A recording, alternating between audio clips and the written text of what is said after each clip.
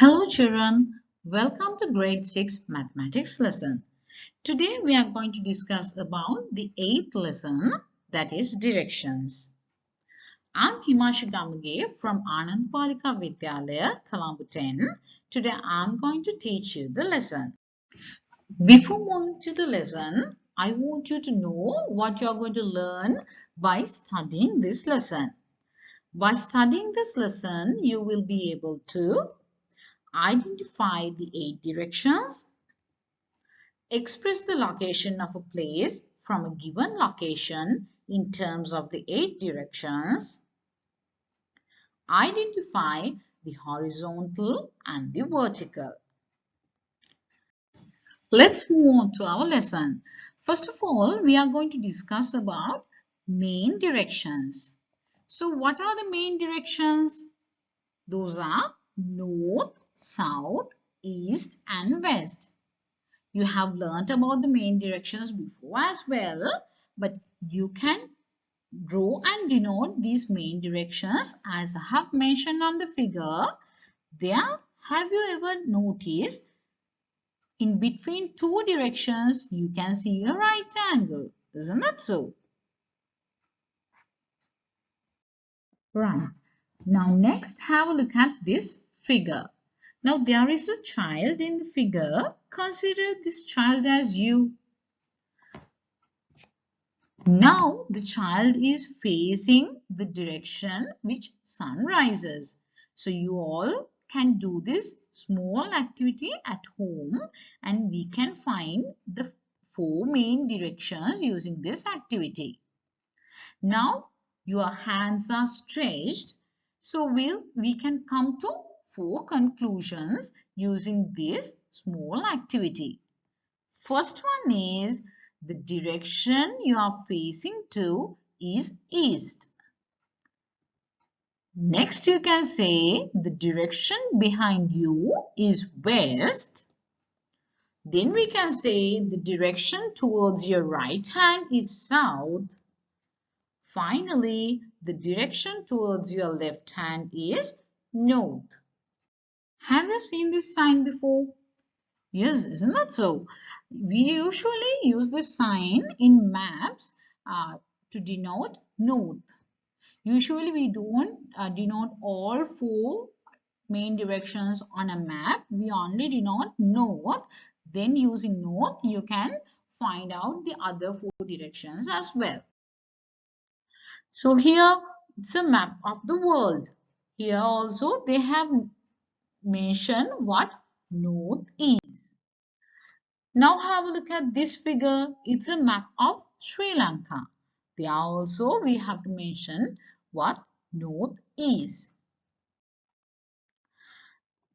What is this? Have you ever seen these types of figures?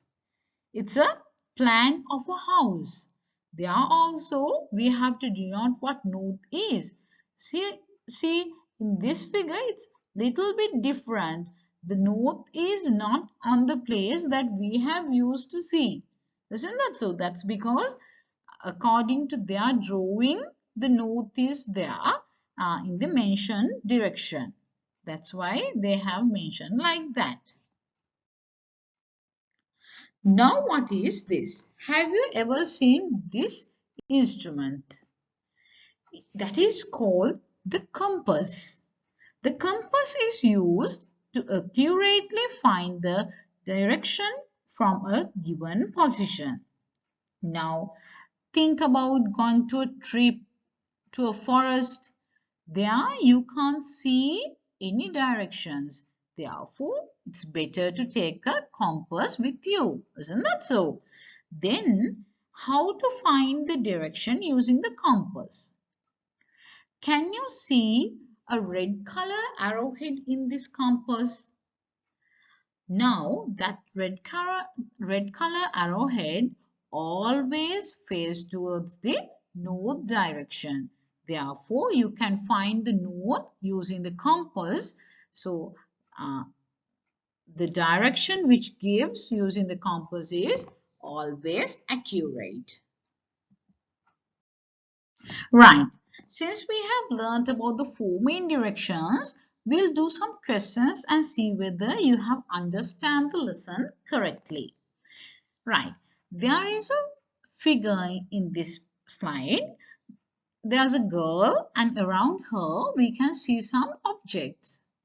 So we are going to fill these blanks using these figures, right?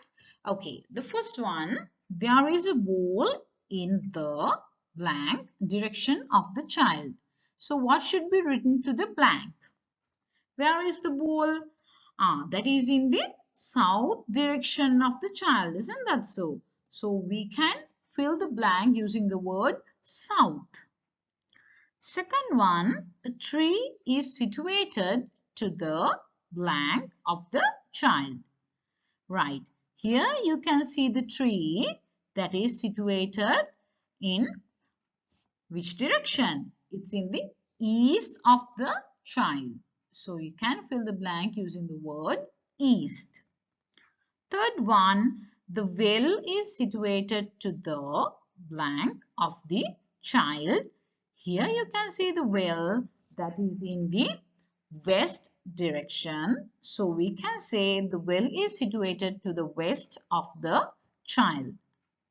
Fourth one, there is a car to the blank of the child. So we can see the car to the north of the child. So you can say there is a car to the north of the child. Right, then that's all about the four main directions. Next, we are going to discuss about the sub-directions. So we'll see what the sub-directions are. So there are four more directions other than the four main directions. So those four directions are called the sub-directions. Have a look at this figure. Here you can say the four main directions: north, south, east and west.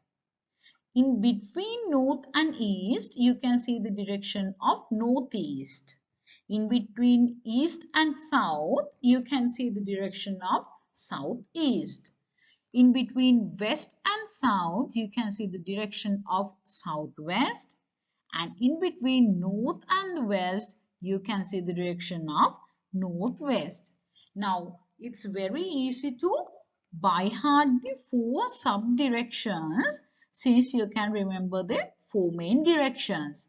The names are built up using the four main directions, so it's easy for us to by heart them. So there are four main directions and four sub-directions. So altogether we can say the 8 directions. 8 directions consist of the four main directions: north, south, east and west. Then it consists of the four sub-directions: northeast, southeast, southwest and northwest. Now let's mark the 8 directions easily by doing a small activity. For this activity, I want you to have a piece of paper, a pair of scissors, a ruler and a pencil. Right, we'll move on to the steps of our activity. First, I want you to cut and separate a circle from a piece of paper. Then you need to fold it exactly into two. Once again, fold it into two. Fold it once again into two. Finally, you can unfold it.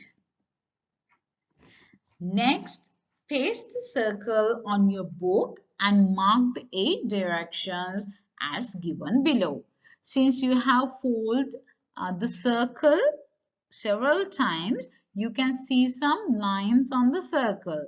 So using the ruler and the pencil, you can draw those lines perfectly. So afterwards, you can mark the four main directions as well as the four sub directions. So you can mark the 8 directions on the given circle. That is how to mark the 8 directions easily and correctly. Next, we are going to discuss about the knowledge on directions in our day-to-day life. Why do we need to learn directions? Is it useful in our day-to-day life? We'll see.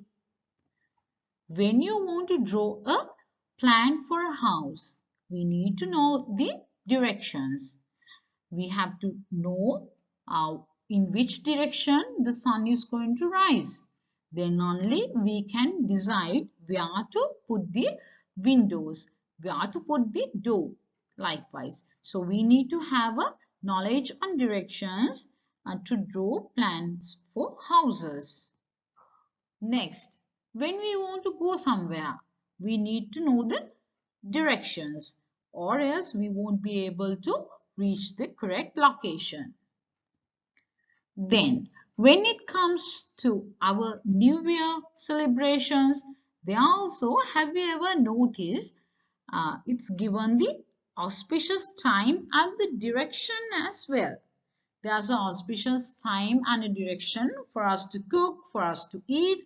Likewise, we use the auspicious time and the direction. So, they are also, we need to have a knowledge on directions to identify towards which direction that we have to face to do these activities.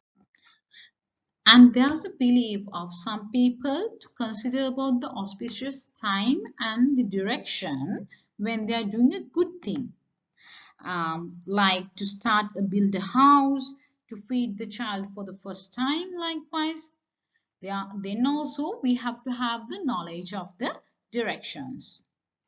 Then what about drawing the maps of countries and the world?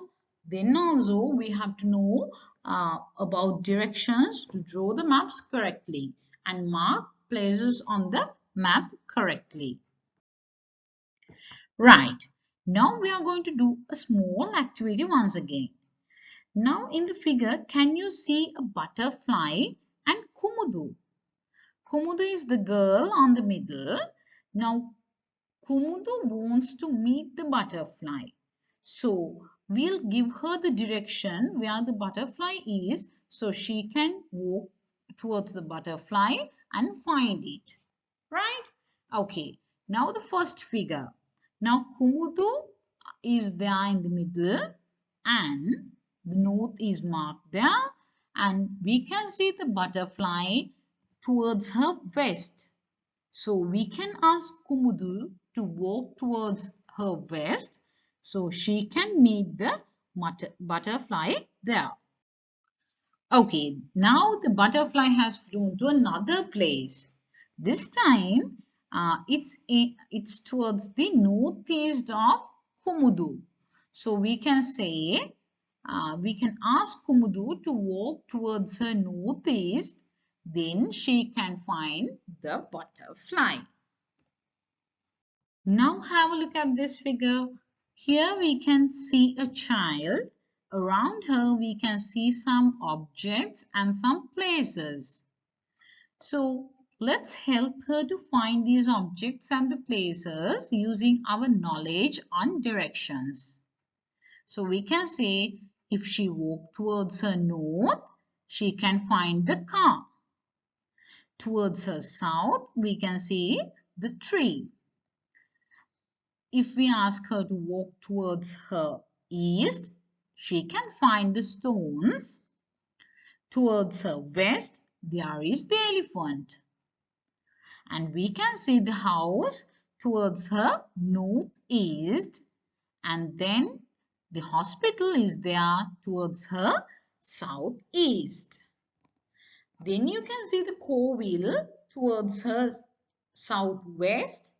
And the back is there towards her northwest. By now you know how to use the knowledge on 8 directions to tell the location of an object or a place. Right. Once again, we are going to help a person. This time we are going to find a treasure. We'll see who needs our help. Now we are going to help Sadev to find the treasure. Now here we can see Sadev's house. In 1 kilometer we can see the tree. In another 300 meters we can see a waterfall. In another 1 kilometer we can see the stone post. In another 300 meters we can see a stone plateau. Under the stone plateau there is the treasure. Now we are going to give him the correct directions to find the treasure. So we should not only tell him the distances, we have to say the directions as well, or else he won't be able to find the correct location. First we'll ask Sadev to come out of his house. Then we'll ask him to walk 1 kilometer towards east. There he can find a tree. Then he needs to walk 300 meters towards south. There he can find the waterfall. Then he has to walk another 1 kilometer towards the southwest. There he can see the stone post. Finally, he has to walk 300 meters towards south, and there he can see the stone plateau. Under the stone plateau, he can find the treasure. Right, now he can follow our directions and he can easily find the correct location where the treasure is. Now there is another issue. Now he got the treasure, but he doesn't know how to go back to his house. So we are going to help him to go back to his house. We are going to give him the correct directions. Now he got the treasure. There he can see the stone plateau. He has to walk 300 meters towards north. Then he can see the stone post. Next he has to walk 1 kilometers towards northeast. There he can see the waterfall.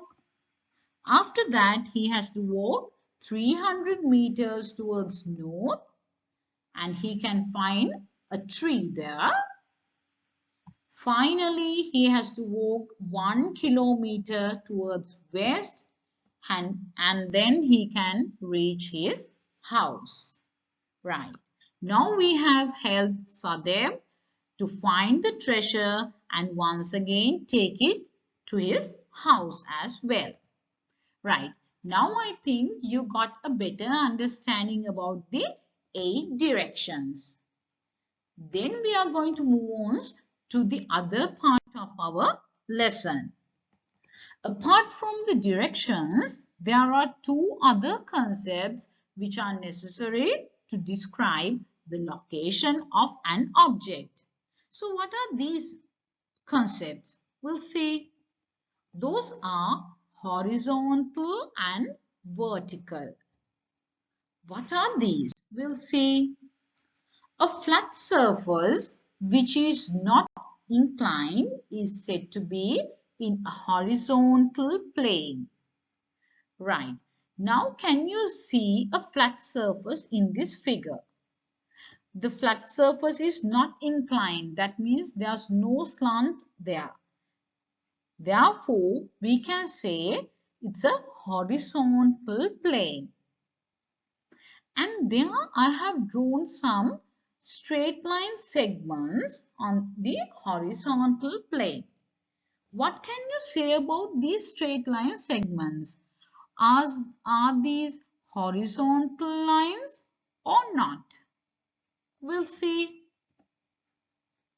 Since these lines are drawn on a horizontal plane, we can say these lines are also horizontal.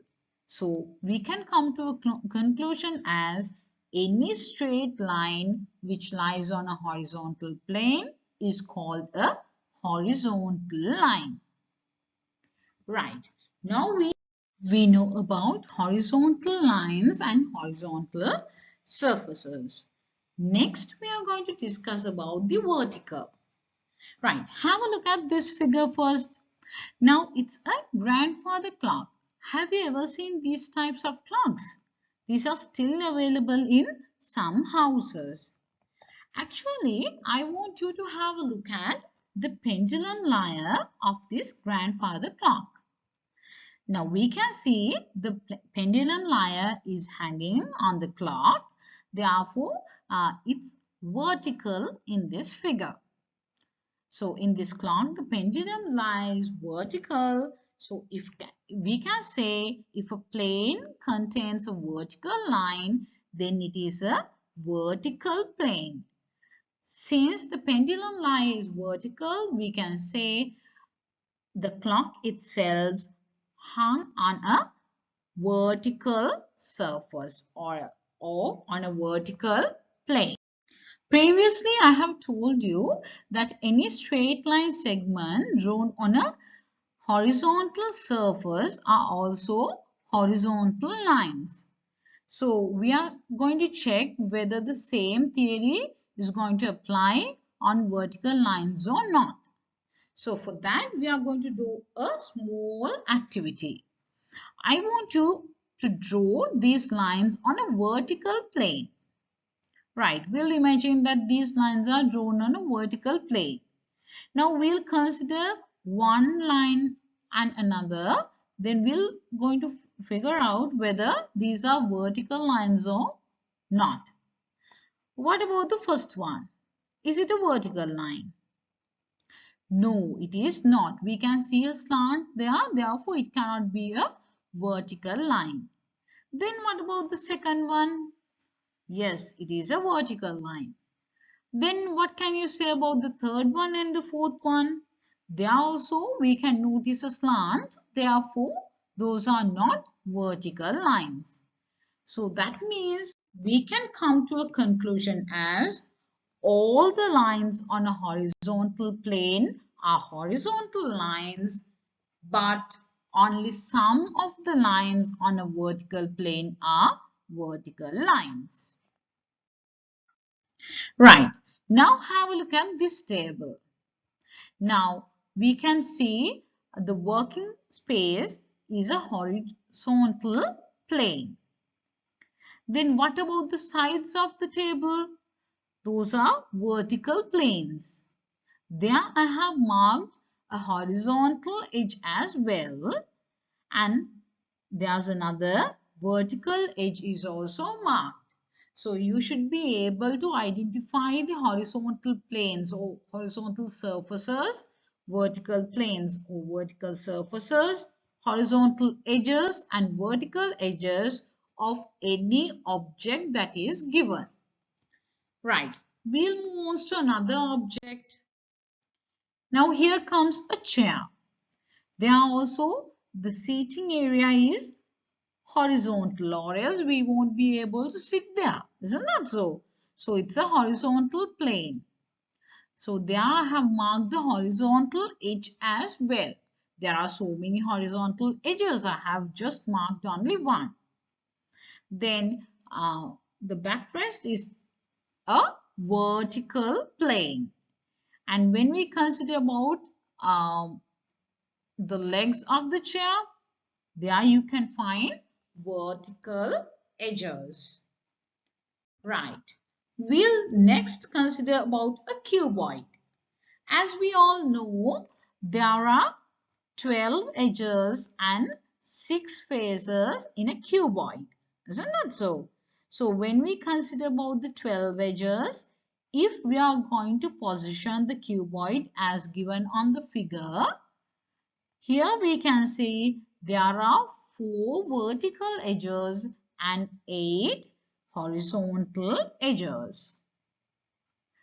And also we can say there are 4 vertical planes and 2 horizontal planes. It differs on how we have positioned cuboid as well. So according to the given position, we should be able to identify the vertical edges, horizontal edges, vertical planes and the horizontal planes. Right. Now, these vertical and horizontal is mostly used in construction field. There you need to have some instruments to measure whether the surface is vertical or horizontal. So, a spirit level is used to determine whether a plane surface is horizontal or not. So, this is a figure of a spirit level. Now, here you can see a bubble there. If the bubble is on the middle when you place the spirit level, then that means the surface is horizontal. If not, we have to consider it as not a horizontal plane. Next, if you want to check whether the surface is vertical or not, we have to use a plum. A plum is used to identify vertical positions. As I have mentioned you before, these horizontal and vertical positions are mainly used in construction fields. And we can use a transparent tube of water to see whether 2 points are at the same level or not. Now have a look at this figure. There we need a transparent tube and some water. We are going to fill the tube using water. It's not completely.